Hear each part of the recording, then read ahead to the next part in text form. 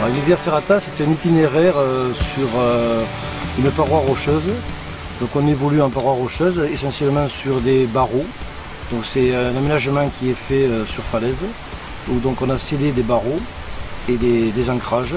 Et tout ça c'est relié par un câble qu'on appelle aussi ligne de vie. À peu près 15 minutes de marche d'approche. Nous sommes actuellement donc, au départ de la Via Ferrata. Sur chaque départ de Via Ferrata qui ont été conçus en Lozère, vous retrouverez un panneau qui reprend les éléments et les règles de sécurité à respecter sur la Via Ferrata. Alors pour évoluer en Via Ferrata, où on est majoritairement en partie verticale, on utilise un matériel vraiment très spécifique pour pratiquer la Via. Ce n'est pas du matériel escalade, donc je vais vous l'écrire en quelques mots. Vous avez un baudrier type escalade, celui-là, le baudrier. Par contre, attaché au baudrier, vous avez ici une longe, on appelle ça, ce sont deux cordes ou deux sangles, voilà, mais qui sont reliées avec entre le baudrier et la longe à un absorbeur. Cet absorbeur est essentiel, il est indispensable pour pratiquer la Via Ferrata.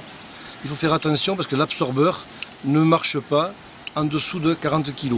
Ensuite, c'est muni d'une sangle ici, avec un mousqueton, qui permet de s'accrocher à des barreaux ou à des rampes, qui permet de se reposer et de reposer sur tous les bras, parce que des fois ça tire un petit peu. Sur les Via Ferrata de la Lozère, sur toutes les 6, il y a une tyrolienne qui est facultative. Alors l'idée est venue en fait d'une volonté de vouloir aménager un plan à l'échelle départementale afin de structurer une offre sur le département. Donc on a actuellement un réseau de 6 Via Ferrata qui a été créé. Donc les 4 premières ont été ouvertes l'été 2011 avec la Via Ferrata de la Canourde, celle-ci où on est à Villefort, la Via Ferrata de Mende et de Rousse.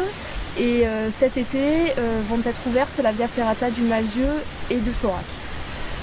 Donc l'objectif de ce réseau est de permettre de développer un nouveau produit sportif de nature au travers de cette activité qui n'existait pas encore sur le département. Et l'idée c'est vraiment de créer un réseau autour de ces 6 Via et d'inviter les gens à découvrir chacune d'elles sur plusieurs jours sur le département. Ce programme d'équipement des 6 Via Ferrata en Lozère a pu être réalisé grâce au concours financier bien sûr du conseiller régional de l'État et également et surtout du conseil général de la Lozère. Ces 6 Via Ferrata disséminés sur tout le territoire, sur tout le département, offrent chacune d'elles des particularités de par le site, la beauté des sites, mais également par rapport aux difficultés. Ici nous avons découvert la Via Ferrata de Villefort sur le barrage sur le plan d'eau de Villefort. Mais sur la Canourde, c'est un grand filet d'une douzaine de mètres qu'il faut grimper d'eau à la falaise et face au vide.